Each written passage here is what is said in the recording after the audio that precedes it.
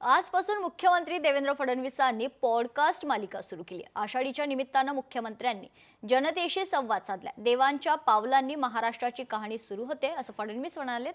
दरम्यान फडणवीसांच्या पॉडकास्टवरून विजय वडेट्टीवारांनी टीका केली आहे।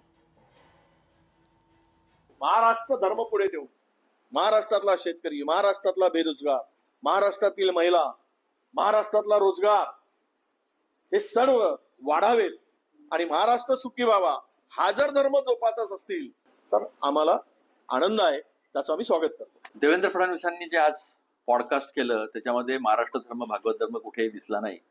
उलट ब्राह्मण धर्म घुसवण्याचा जो प्रयत्न आहे तो प्रयत्न होताना दिसला आहे। आणि एक महत्वाची गोष्ट अशी आहे की ज्याची धार्मिक रुची वाढत जाते त्याची संसारातली रुची कमी होत जाते।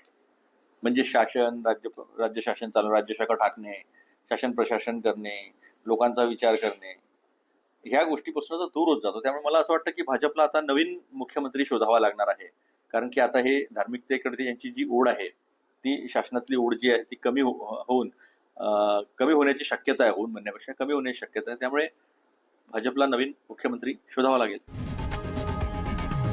लोकशाही मराठी ऐका, पहा, जागरूक रहा।